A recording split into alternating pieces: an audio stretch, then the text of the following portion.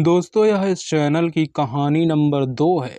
आज की कहानी बकरी और बाघिन की है।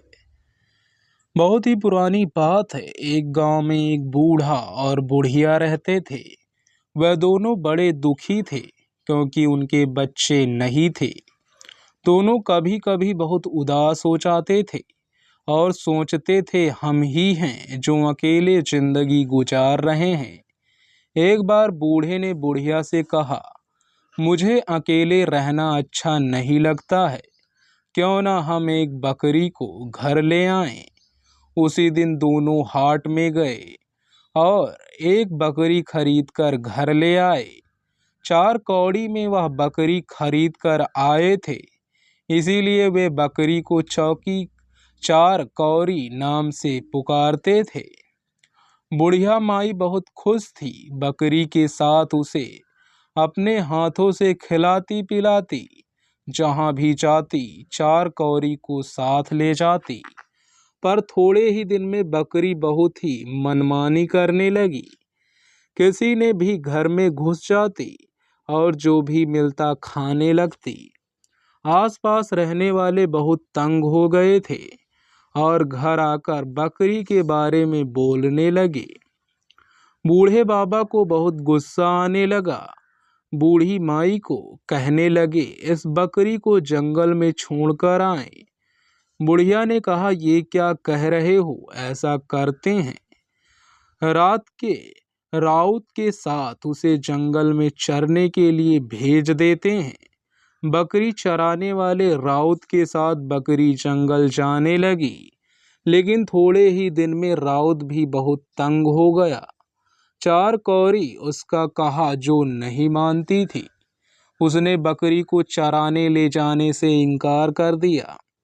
बकरी फिर से घर में रहने लगी और अब उसे बच्चे हो गए और बच्चे भी सबको तंग करने लग गए। अब बुढ़िया भी परेशान हो गई। उसने कहा, मैं और इसकी देखभाल नहीं कर सकती। बूढ़े बाबा ने बकरी और उसके बच्चों को जंगल में छोड़ दिया। बकरी और उसके बच्चे खिरमिट और हिरमिट जंगल में घूमने लगे। फूल पत्ते सब खाने लगे। एक दिन अचानक एक बाघिन से मुलाकात हो गई।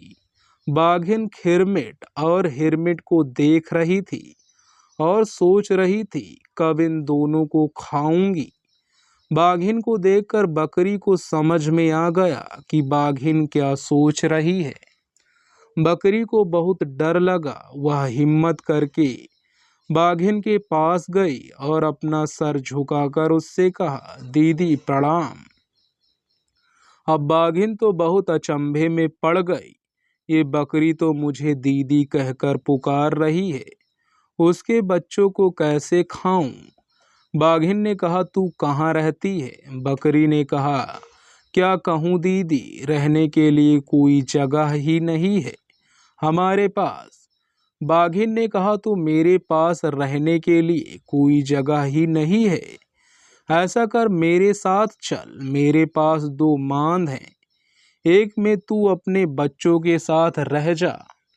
बकरी बड़ी खुशी से बाघिन के पीछे पीछे चल देती है। उसे पता था बाघिन दीदी संबोधन से बड़ी खुश हुई थी और अब वह उसके बच्चों को नहीं खाएगी। बाघिन के मांद के पास दूसरे मांद में अपने बच्चों के साथ बकरी रहती थी। बाघिन भी उसे तंग नहीं करती थी, लेकिन कुछ दिनों के बाद बाघिन को जब बच्चे हुए, बाघिन फिर से बकरी के बच्चों को खाने के लिए बेचैन हो गई। बच्चे पैदा होने के बाद वह शिकार करने के लिए नहीं जा पा रही थी। भूख भी थी उसे और ज्यादा लगने लगी थी। बकरी बाघिन की आंखों की ओर देखती और मन ही मन चिंतित हो उठती। वह बाघिन के पास जाकर दीदी दीदी कहती और बातें करती रहती ताकि उसकी आंखों के भाव बदल जाएं। बाघिन उससे कहती, मेरे बच्चों का कोई नाम रख दो। बकरी ने कहा, एक का नाम 1 कांटा, दूसरे का नाम 2 कांटा। बाघिन ने बच्चे का 1 कांटा और 2 कांटा और बकरी के बच्चे खिरमिट और हिरमिट। शाम होते ही बाघिन ने बकरी से कहा, तुम तीनों अगर हमारे संग सोते तो बड़ा अच्छा होता, या किसी एक को अगर भेज दो। अब बकरी बहुत परेशान हो गई, क्या कहूँ बाघिन से। खिरमिट ने अपनी माँ को चिंतित देखकर कहा, माँ तू चिंता मत कर, मैं जाऊंगा वहां सोने। बाघिन के मान में जाकर खिरमिट ने कहा, मौसी मौसी मैं आ गया। बाघिन बड़ी खुश हुई। उसने खिरमिट से कहा, तू उस किनारे सो जा।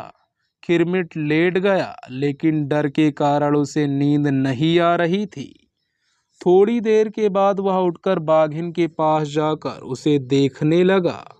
हाँ, बाघिन गाढ़ी नींद में सो रही थी। खिरमिट ने धीरे से एक कांटा को उठाया और अपनी जगह उसे लिटाकर खुद उसकी जगह में लेट गया। जैसे ही आधी रात हुई, बाघिन की नींद खुल गई। वह मान के किनारे धीरे धीरे पहुंची और आंखों तक भी नींद रहने के कारण ठीक से नहीं देख पा रही थी, पर उसने तुरंत उसे खाकर सो गई। जैसे ही सुबह हुई, खिरमिट ने कहा, मौसी मैं अब जा रहा हूँ। बाघिन चौंक गई। खिरमिट जिंदा है तो मैंने किसको खाया? वह तुरंत अपने बच्चों की ओर देखने लगी। कहाँ गया मेरा एक कांटा? बाघिन गुस्से से छटपटा रही थी। उसने कहा, आज रात को आ जाना सोने के लिए। उस रात को जब खिरमिट पहुंचा सोने के लिए, उसने देखा बाघिन अपनी पूंछ से दो कांटा को अच्छे से लपेट कर लेटी थी। अब खिरमिट सोच में पड़ गया। बाघिन ने कहा, जा उस किनारे जाकर सो जा। खिरमिट उस किनारे जाकर लेट गया, लेकिन उसे नींद नहीं आ रही थी। वह धीरे से मान के बाहर आ गया और चारों ओर देखने लगा। उसे एक बड़ा सा खीरा दिखा।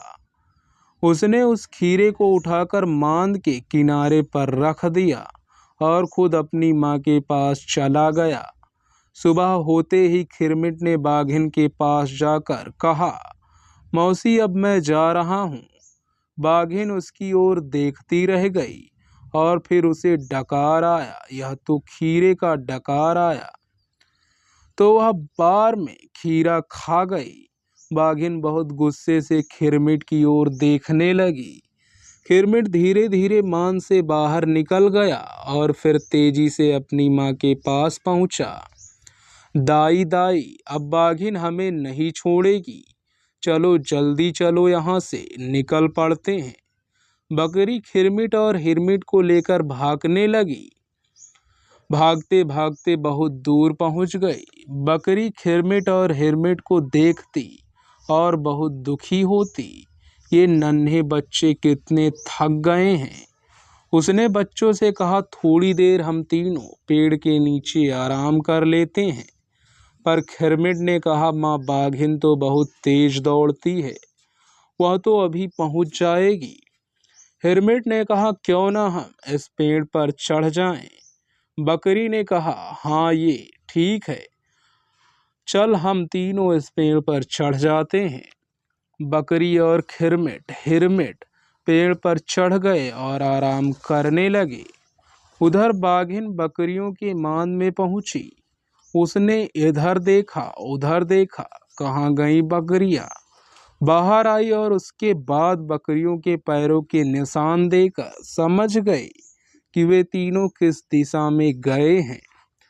उसी को देखते हुए बाघिन चलती रही, फिर दौड़ती रही। उसे ज्यादा समय नहीं लगा उस पेड़ के पास पहुंचने में। पैरों के निशान पेड़ तक ही थे और बकरियों की गंध भी तेज हो गई थी। बाघिन ने ऊपर की ओर देखा। अच्छा, तो यहाँ बैठे हो सब। बाघिन ने कहा, अभी तुम तीनों को मैं खा जाऊंगी, अभी ऊपर आती हूँ। खिरमिट और हिरमिट तो डर गए, डर से माँ से लिपट गए। बकरी ने कहा, अरे डरते क्यों हो, जब तक हम पेड़ के ऊपर बैठे हैं वह बाघिन हमें खा नहीं सकती। अब खिरमिट के मन में हिम्मत हुई। उसने कहा, दे तो दाई सोने का अंडा। बाघिन ने सोचा, पेड़ के ऊपर बकरी के पास सोने का अंडा कहाँ से आएगा। बाघिन ने कहा, सोने का अंडा तुझे कहाँ से मिला। बकरी ने कहा, खिरमिट हिरमिट ये ले डंडा। ये कहकर बकरी ने ऊपर से एक डंडा फेंका। बाघिन के पीठ पर वह लकड़ी गिरी। बाघिन ने सोचा, डंडा तो डंडा ही है, चोट तो लगती ही है। वहां से हट गए, लेकिन पेड़ के आस पास ही रहे। अब बकरी कैसे अपने बच्चों को लेकर नीचे उतरे। बकरी मन ही मन बहुत परेशान हो रही थी। उधर बाघिन परेशान थी, यह सोचकर कि कब तक उसे बकरियों के इंतजार में पेड़ के नीचे रहना पड़ेगा। तभी बाघिन ने देखा, वहां से 3-4 बाघ जा रहे हैं। सबसे जो बड़ा बाघ था उसका नाम था बड़वा। बाघिन बड़वा के पास गई और उस पेड़ की ओर संकेत किया जिस पर बैठी बकरियां बैठी थी। बड़वा तो बहुत खुश हो गया। वह अपने साथियों को साथ लेकर पेड़ के नीचे आकर खड़ा हो गया। बकरी अपने बच्चों से कह रही थी, डर किस बात की, ये सब नीचे खड़े होकर ही हमें देखते रहेंगे। लेकिन तभी उसने देखा कि बड़वा पेड़ के नीचे खड़ा हो गया। उसके ऊपर बाघिन, बाघिन के ऊपर और एक बाघ, उसके ऊपर अब तो चौथा बाघ पेड़ के ऊपर तक आ जाएगा। बकरी अब डर गई थी, कैसे बचाएं बच्चों को।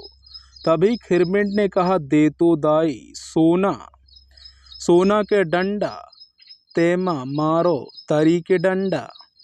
ये सुनकर बंडवा तो सबसे नीचे था, भागने लगा। और जैसे ही वह भागने लगा, बाकी सब बाघ धड़ाम धड़ाम जमीन पर गिरने लगे। गिरते ही सभी बाघ भागने लगे। सबको भागते देख बाघिन भी भागने लगी। बकरी ने कहा, चल खिरमिट, चल हिरमिट, हम भी यहाँ से भाग जाएं, नहीं तो बाघिन फिर से आ जाएगी। बकरी अपने बच्चों को साथ लिए दौड़ने लगी। दौड़ते दौड़ते जंगल से बाहर आ गए। तीनों सीधे बूढ़ी माई के घर आ गए और बूढ़ी माई को चारों ओर से घेर लिया। बूढ़ी माई और बूढ़ा बाबा उन तीनों को देखकर बड़े खुश हुए। अब सब एक साथ खुशी खुशी रहने लगे।